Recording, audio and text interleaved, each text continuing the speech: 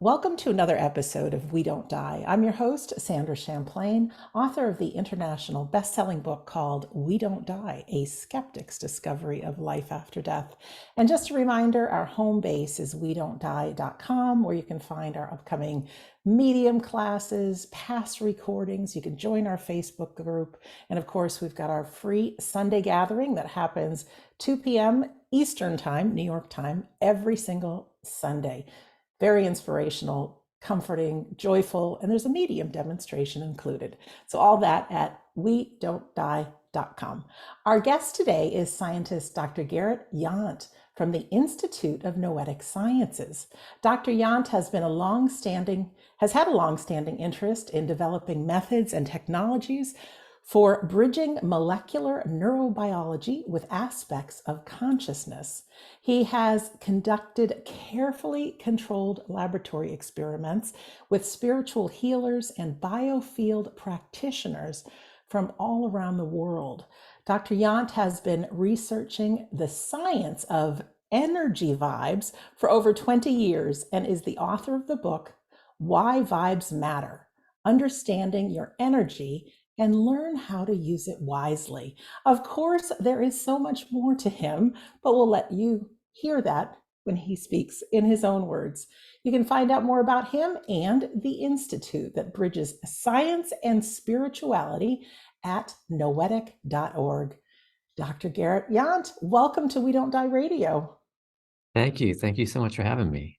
Yeah, I'm excited. Always nice to meet a new friend, and you're up to things that I've never had a conversation with another person about. So, if you wouldn't mind telling us a little bit about you and what got you into this incredible field, maybe a little bit about your history. Sure, sure.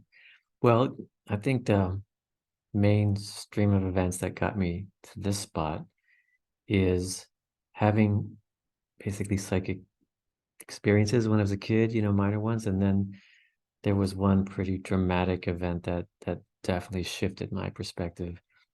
I think basically I saw through the house, so it could be called clairvoyance. I was reading The Lord of the Rings, the fantasy book, and I think that probably contributed to why this information was able to come through, because my mind was in this world of where magic is possible. But my experience was that I was seeing the scene in the book, very into it. I loved those books. And then it was like the channel switched in my mind, where it just switched to the scene of my parents in my bedroom, in my closet, discovering something that I have been hiding in there from them. And so there's probably another reason why they broke through this, barrier of keeping this information out. Like, to me, is at age 13, this was a big deal. I was gonna, getting busted. So I threw the book down, I ran across the house, ran down the stairs across, and ran into my bedroom, and they were in the exact position. So I just was overwhelmed with this realization, or this belief that, yeah, I just saw through space and time, basically, and just became passionate about trying to figure out what is mind, theories of mind. Started reading a bunch of Eastern philosophy and just got on this path, and that ended me up at IONS with other scientists that are interested in this kind of thing. So I feel really fortunate to be here now. And going to school, this was something like, how do I research this? Yeah. I mean, Because that's wild, you know? yeah, I want to go into school. What pops to mind is getting my first C this was again in elementary school or junior high, because I was reading these Eastern books, and we had to do a book report on an autobiography. And I did it on T. Lapsang Rampa's book. I think it's called The Third Eye. And I got a C because the teacher said, "This is not an autobiography. This is fiction. You didn't follow the assignment." So, of course. Um, but then, yeah, I went to get a PhD in molecular neurobiology. Wanted to, meld the sciences. I was very interested in genomics and neuroscience. And I do, when I got into the first year of graduate school, and again, this was 30 years ago. So they were like, I No. realized if I said the word consciousness one more time, I was going to be out before the qualifying exam. So I had to just focus and do kind of the mechanics of kind of mind gene stuff, and then got out and was like, I want to do consciousness research. And I actually found the Institute of Noetic Sciences through Stanley Krippner at a lucid dreaming conference in Chicago, just as I was searching around. He said, you should come out to San Francisco. There's a bunch of people out there that'll into this type of thing. So that's how I found ions. Pretty cool. Did you come to realize that your experience, your psychic experience, was tied into lucid dreaming, or were you fully awake when that happened? I was fully awake. Yeah, there's no necessarily connection with that. It's just that turns out at this lucid dreaming conference, Stanley Krippner he was just the best speaker at this conference, and that's why I went up to him. He's like really smart. Um, so I was also, as I was having this experience and exploring what are the powers of the mind, I started to try to do lucid dreaming and astral projection, reading all the books, trying to do stuff. I've never been able to see auras. I still want to see them. Even then, when I got married, I had asked my wife to give me acupuncture, to try to open up my ability to see auras. That's one thing I cannot do. I can tell you, not yet anyway. So it was just part of my exploration into what is possible to Yeah. Would you experience. talk a little bit about what astral projection and lucid dreaming are? Yeah, Because I don't know if everybody knows what those mean. yeah, they're definitely different. I mean, they're very related, and sometimes it's kind of like, oh, are they the same thing? So, lucid dreaming it's really a state during sleep. It's whenever you go into the dream. And so your brain is in the sleep state, which actually means during normal dreaming, our prefrontal cortex is kind of offline. And that's partly why we're paralyzed in our rapid eye movement part of sleep, so that our body's not jerking around. Um, but in a lucid dream, you bring your self-awareness into the dreamscape. So you suddenly realize, oh, my body's asleep in bed, but I'm this self-reflective awareness that we're using right now to talk. That's awake inside the dream. And so that gives you the opportunity to utilize the dream in new and therapeutic ways. That's one of the things we studied with folks with PTSD.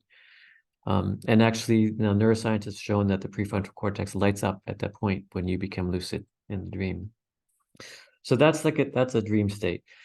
Astral projection is purportedly when energetic aspect of your body, your astral body, leaves the physical body, separates from the ideas that we are this conglomerate of energy patterns. And so at astral projection, you're able to move your consciousness and leave your body asleep there and travel around. So that can be achieved from meditative states. It could, very potentially be launched into from dream states, but that's typically not the way it's done. Typically, it's conscious action to do.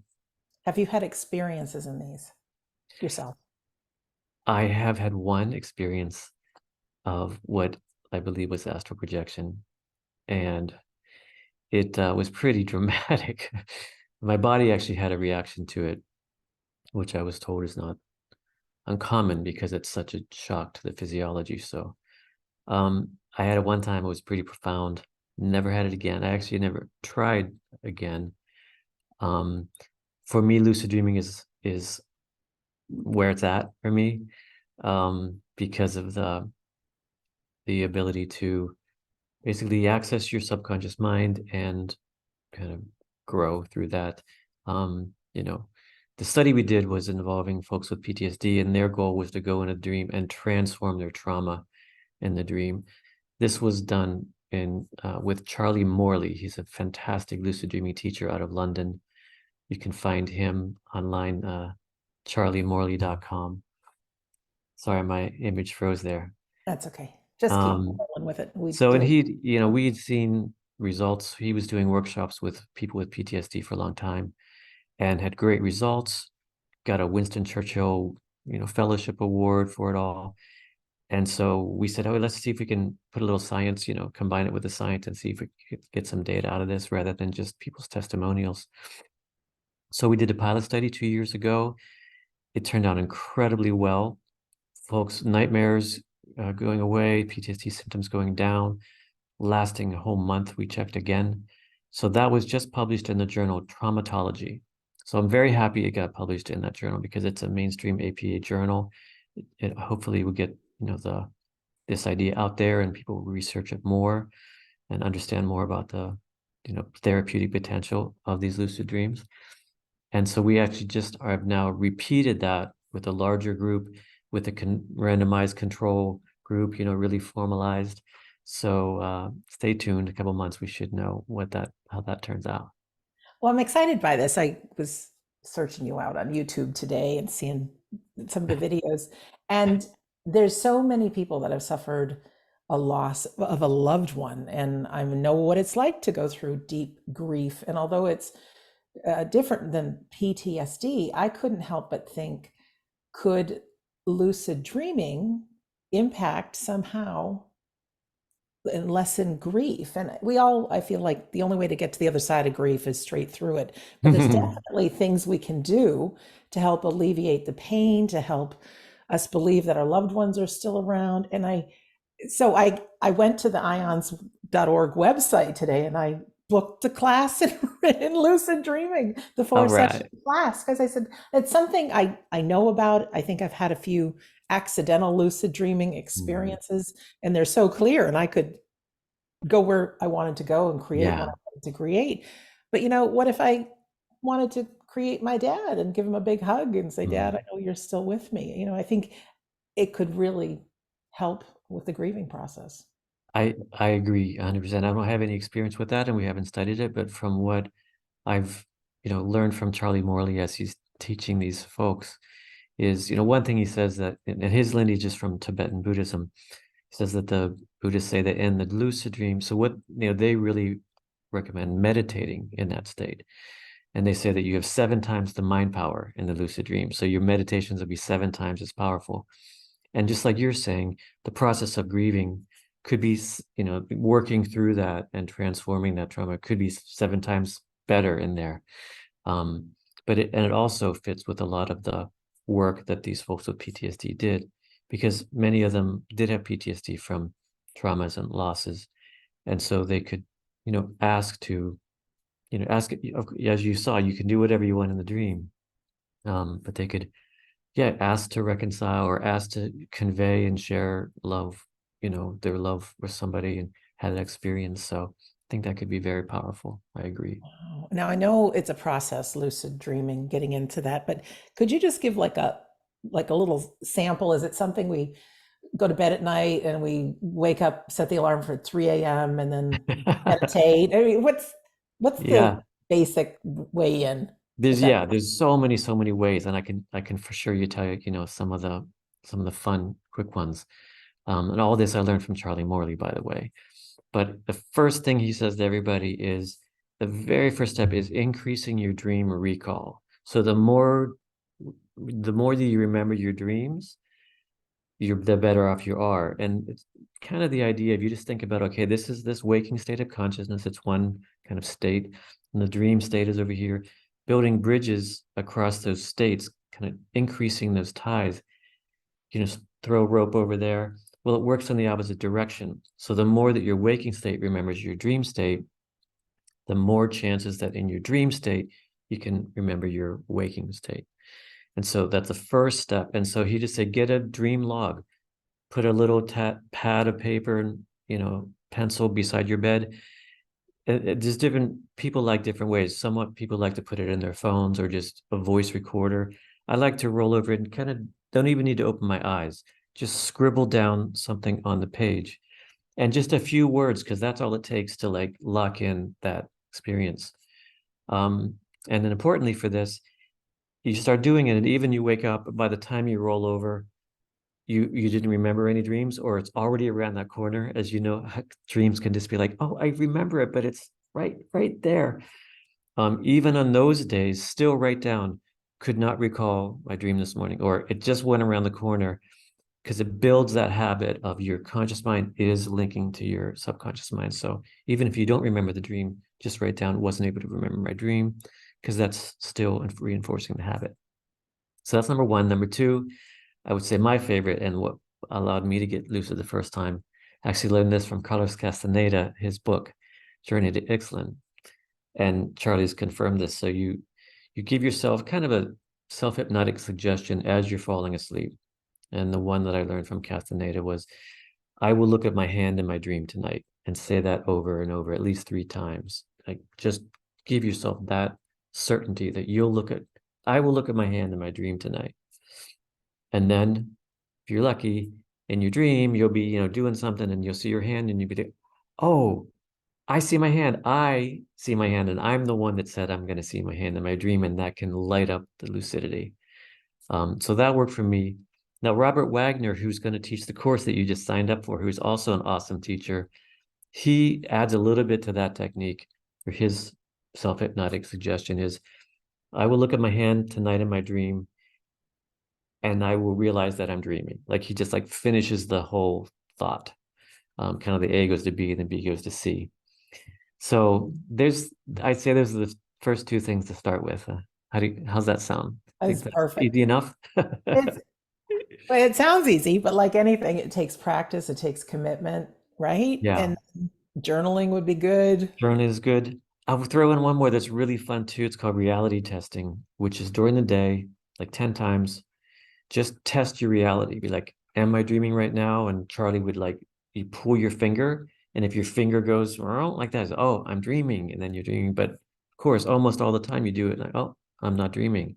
But again, that's building a habit throughout the day in your waking state of just questioning your reality.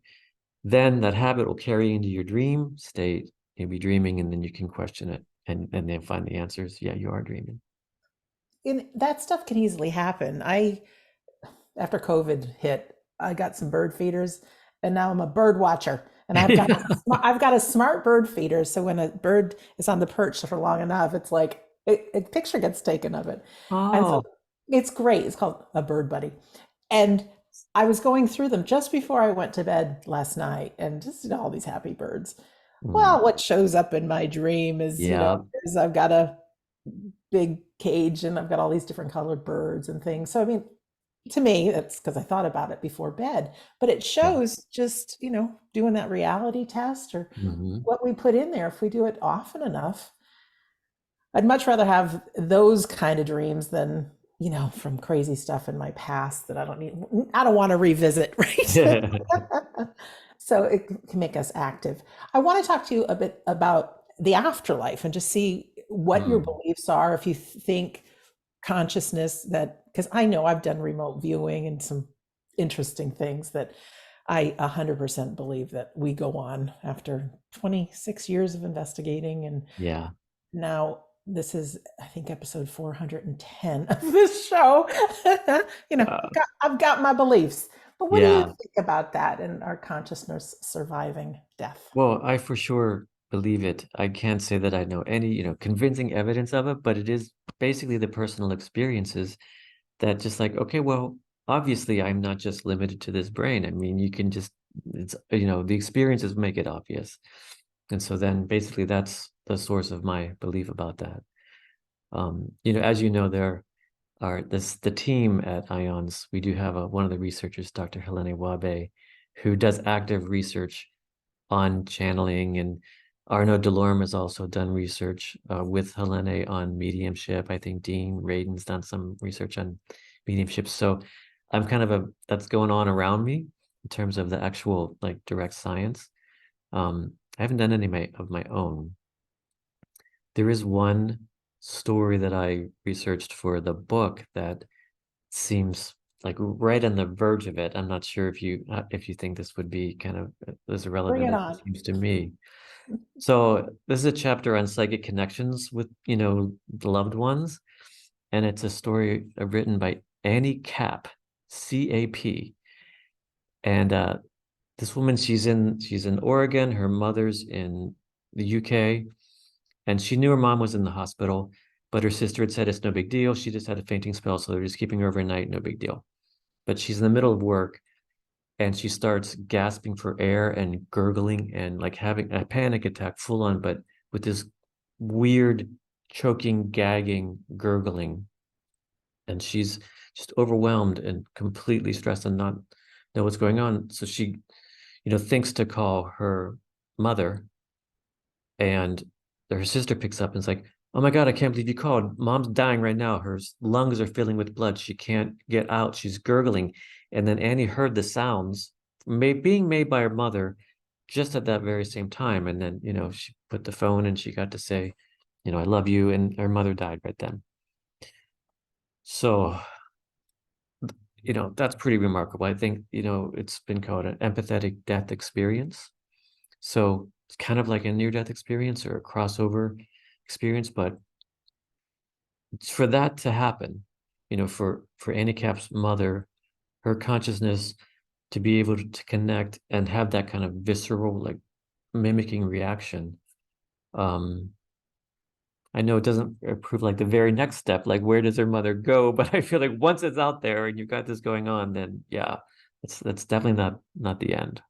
Yeah, Dr. Jeffrey Long has done a lot of research on near-death experiences, and somebody just posted an article with him that he's like, I've researched 5,000 near-death experiences, and I'm 100% convinced we go on. There's such a world, whether it's the shared death experience and near-death Mhm. experiences and mediums and all this whole world.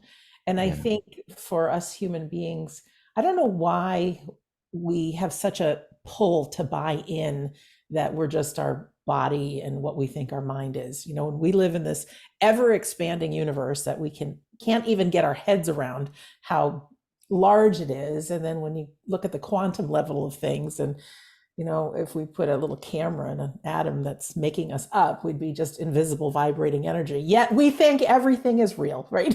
that's right. That's right. It's so true. We are just vibrating energy. That's what we are. Speaking of vibrating energy, tell us about your book. Because I think that's fun and that's Nice, cool. Because we nice feel it. segue. You meet somebody, and all of a sudden it's like, ooh, no, or ooh, yeah. Yeah, exactly. Tell us about our vibes. Well, the book, because vibes mean so many things, I first had to start out like, okay, I want to talk about all the vibes, but I broke them into three categories to make it like comprehensible. Because it's sometimes people talk about vibes, it gets mixed up. So I just said there's three types we're going to talk about: conscious vibes, subconscious vibes, and superconscious vibes. So the conscious vibes are the ones that you get. It's a sensed perception, a felt experience based on information coming into your senses. So it's your conscious mind is aware of it and you have a reaction to it, like a smile. Um, or when a couple decides to have like a rustic theme for the wedding, right? They choose the things to put around that people are going to see and it's going to inspire happiness and carefree nature, something. So that's conscious vibes, and they're very important because they affect us. I don't talk much about that in the book because my work has been more in the with the subconscious and the superconscious. So the subconscious vibes are super cool and super powerful. And they are reactions we get based on information that's not obvious to us. Our conscious mind doesn't know that it's there, but it has an effect on our body, and it kind of bubbles up from our subconscious mind as this feeling or vibe. And that's more like the type you're talking about when so when you meet a new person, of course, what they're wearing can give you a vibe. But I think what you were alluding to, that feeling you get from somebody, it's not what they're wearing, right? It's not if they're smiling or not. It's more like a something else. So, so much to talk about that. And so the book also does it, I try to very light on the science, but give my favorite examples of science that support things, both kind of in the woo-woo world, but also in just like there are mundane explanations for things. One of the funny ones in terms of subconscious vibes is there is a chemical in women's tears. So you cannot smell it. So this is not a conscious vibe because there's no smelling involved, but it is a chemical that can be picked up. And so they did the experiment. They collected tears from women watching sad movies, put them underneath, put it underneath men's noses, and then control condition with just the water, salt water, and showed that it reduced men's libido. They were not interested in sex. And they even showed that at the level of testosterone hormone decrease in their blood. So the vibe, the subconscious vibe that the guy's getting is like, yeah, I'm not really into this, all from this odorless chemical that's emitted from women's tears. So, I mean, that's really surprising because, I would think, oh, and they did measure for the emotional change in the men. Like, did they get sad? No, they just their libido went down. So that's an example of subconscious vibe. And then the superconscious vibe, that's where it comes from the superconscious mind, the connected with everything mind, where our separation dissolves. And I think that's where the spiritual healing and these kinds of psychic experiences basically are manifest. So, earlier you were mentioning about how, we're all just running around and we think we're separate. We got our ego mind does a job, we need it to do that job once in a while, but not 24/7, right? So, part of the goal of the book for me is just like a beginner's guide to kind of how to get a handle and chill down your vibes and be able to influence other people in that way. But the best kind of almost all the techniques are about quieting down the mind and allowing this separation that is an illusion to dissolve and being in, basically feeling the presence and connectedness with all that is. And then that's when you get the superconscious vibes. And I think that, it feels different for everybody. Qigong, there's exercises in there on Qigong and how to get to that state. And I think the more we have that, I think it's gonna really help. I think it can lead to not only healthier people, but a more peaceful society. So I I hope that love has it. an impact. Yeah. Well, I'm picking up your vibes, and they're good because I was just going to ask you the importance of being in the present moment, and you Yeah. just slid in there with that. It's honest to God, we are so busy, I think, with technology and there's just stuff happening all the time. And I know it's when the mind is at rest or very present that things happen. And I've taken enough medium classes, and that's just Mm, where you are. And some medium teachers say, pay attention to your feeling, your belly, yeah. that whole vibe thing. And then once you're that present, all of a sudden there could be thoughts or feelings or a taste of apple strudel comes in your mouth, and you're working with somebody and Yeah. you just know things. So Yeah. maybe that's that whole super conscious level. I think it is. You mentioned the paying attention to the feeling in your belly. There's a fun experiment I talk about in the book. Actually was done by Dean Radin and Marilyn Schlitz in 2015, which was doing a telepathy experiment, but instead of like the receiver receiving the telepathic waves, like using their brain to receive, they put electrodes on the gut. So they were looking at the enteric nervous system. So basically the gut brain and seeing if the gut brain was a more reliable pick, more reliable about picking up telepathic messages from a partner, partially because kind of what we were talking about, you know, I can only shut off my internal dialogue for like a fraction of a second here and there, right? And so you can imagine, you're taking a test or you're filling out the questionnaire, and like, okay, well, the last two times it was A, so it's can't be A again, right? It's got to be B this time. And so all this rational stuff could come in and mess with the kind of the clear telepathic signal. At least that was, kind of their hypothesis. And it really turned out really well. So that was published, and we're now repeating that with again, you expand it, you have control groups and actually some fun new types of stimuli, but I can't talk about it in case any of your listeners want to be a participant in our experiment. If you live near, out near San Francisco, and you want to be in a gut telepathy experiment, give me a call. Oh, and tell us a little bit about the Institute, because I know that you've got some good things coming up there, and there are different experiments, and there's classes, and there's a whole wealth of information. Yeah. Yeah. Well, we're 50 years old. Mhm. Founded by Edgar Mitchell, who was the sixth man to walk on the moon. Had this epiphany looking back at Earth from space, that science and spirituality had to be merged. And so created this little ragtag team. We're a small group. We've got about 5 scientists, all interdisciplinary. We have an experience and engagement team, which is all about kind of taking the science and creating experiences for people, just like the courses, the lucid dreaming course that you just mentioned. So there's kind of those two, it's like science part and the experience part.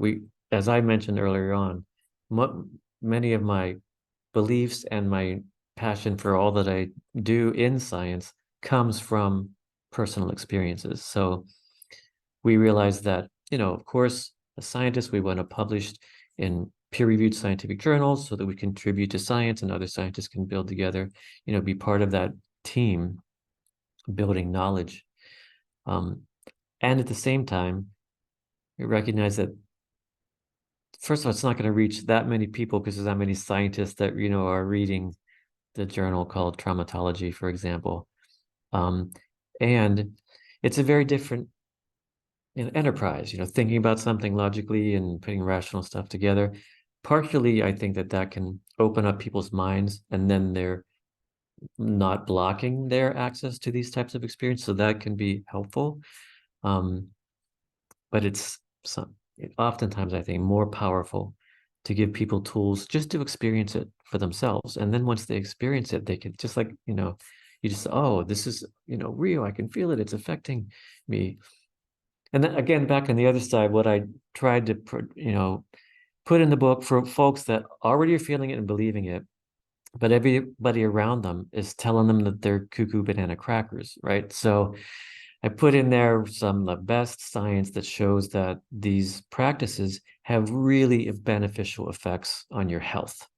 So, we could talk about that a bit, but I think there's value in that. So yeah, I've gone on a tangent, but our institute kind of, I was just trying to say that we're interested in both the science and the experience. And we're out in the San Francisco Bay Area.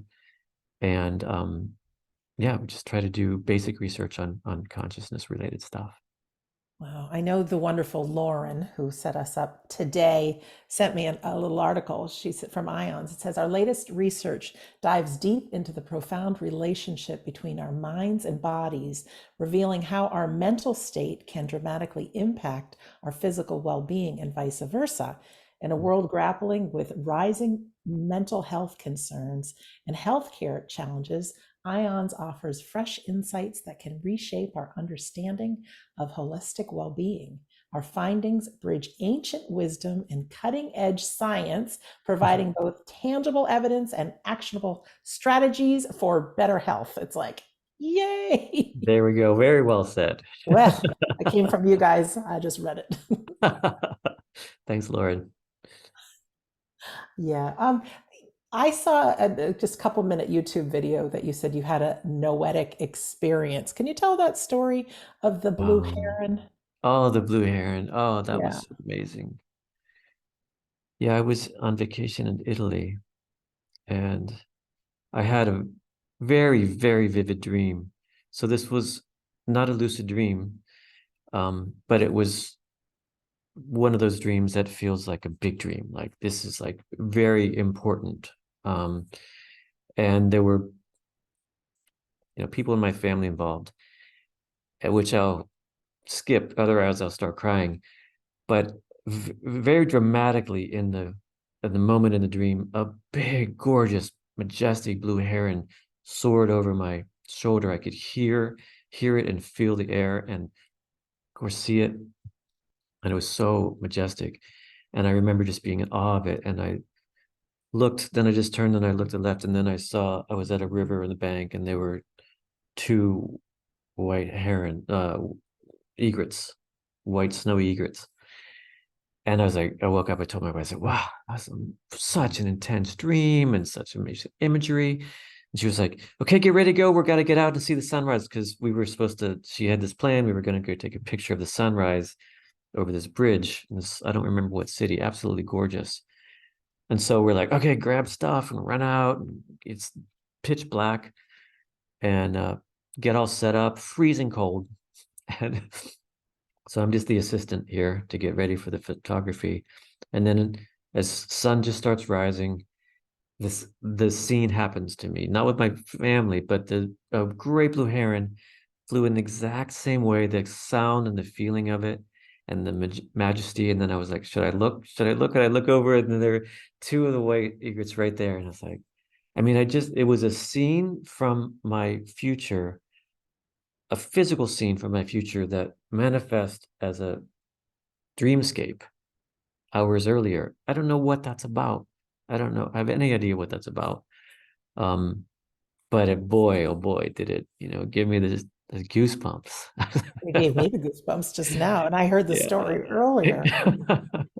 Yeah, we are so much more than we know, and it's great to be investigating this. Yeah. That dream that you had about the heron, Yeah. was it a real clear dream, or was it one of those dreams that just kind of fades away? Because I Oh, it was seem very to think there's a couple of different kinds of dreams, and I know people that have had what we call dream visitations of their loved ones. It's cool. like they really believe it, they can remember it. People who have had near-death experiences, they're so clear, better than any memory they've ever had. And I'm just wondering if when we tap into that part of ourselves, is it more than just a dream? Do we remember Yeah. it clearer than a dream? Just Well, curious. to answer that dream is very clear, just as you say, one that'll stick with me. Um, and I want to share a little bit more that Charlie Morley was teaching the folks.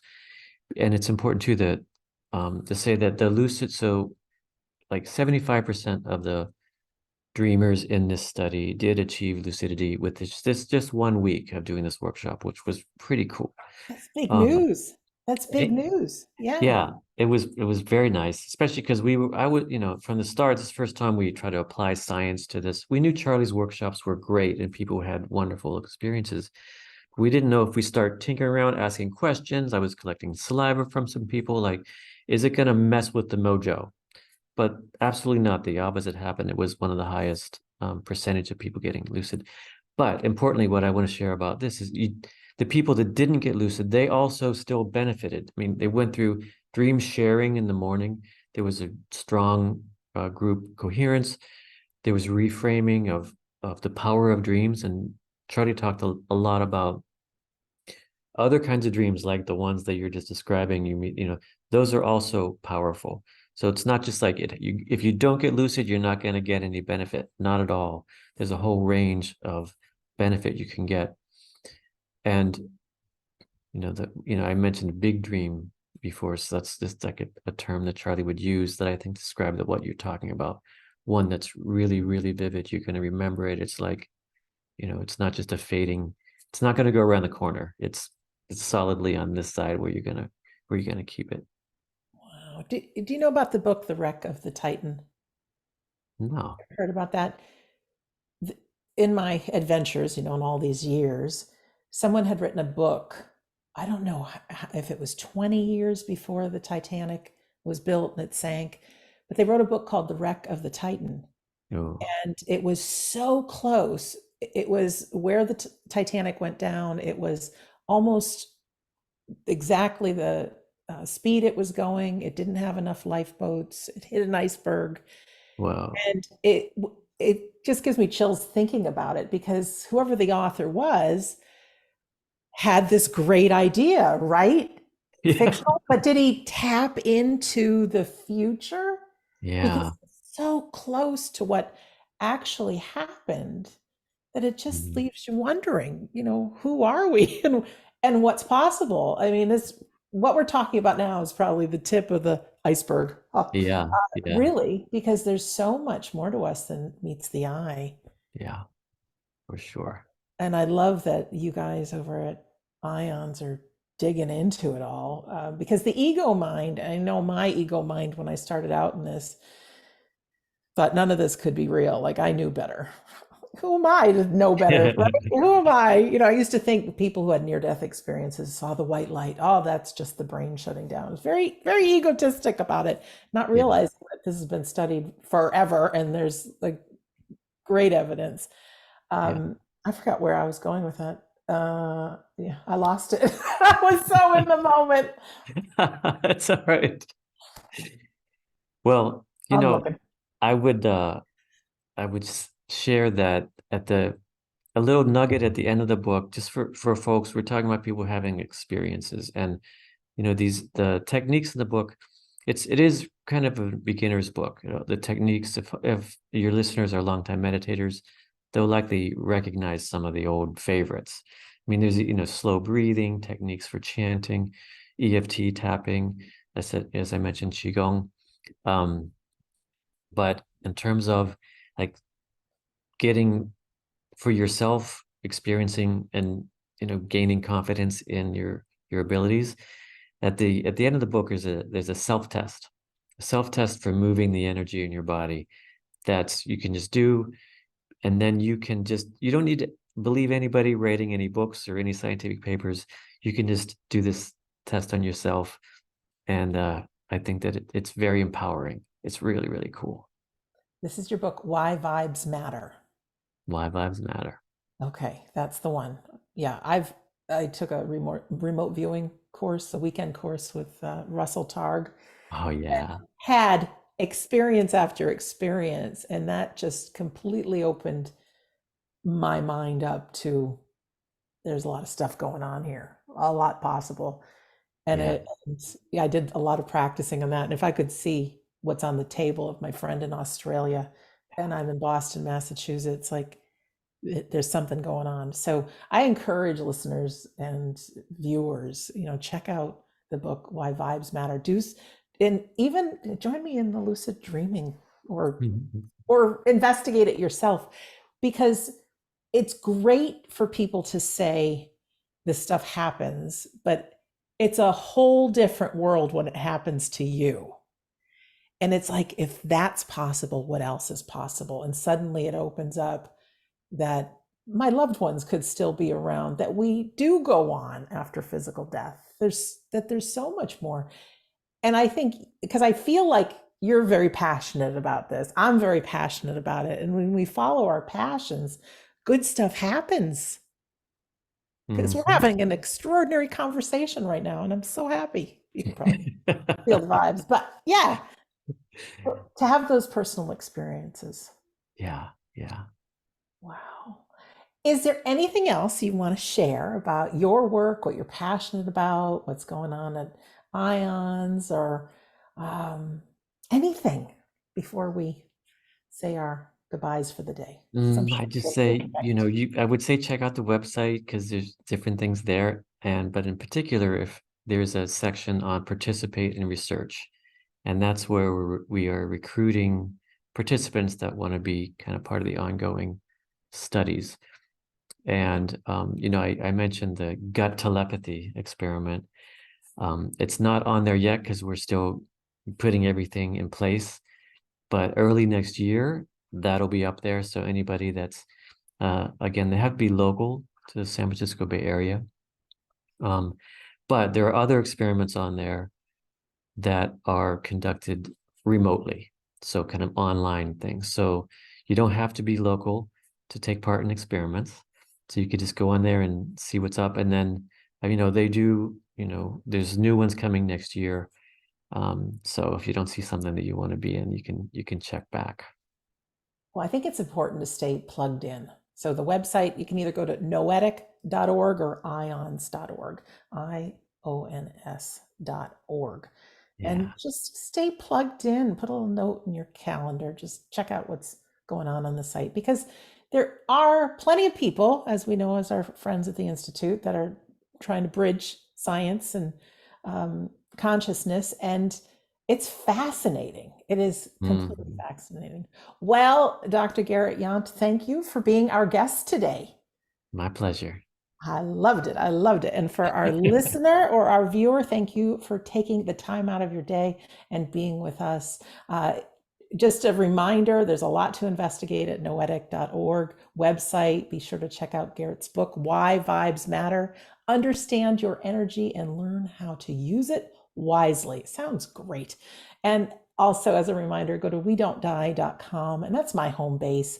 You can find so many great things there. I have this show where I interview people We Don't Die Radio. And then I also have Shades of the Afterlife that's on iHeartRadio. That's me reporting in on the afterlife. So there can be several different topics, but you can find all 550 plus hours of stuff with me there. So we don't die.com. So in closing, my name is Sandra Champlain. I've been your host on We Don't Die Radio. I do believe that life is an education for the soul, and your life here on earth is important. So pay attention to those feelings, get in the present moment. Just by being part of this conversation today, I think we're all left open to there's more to you than meets the eye.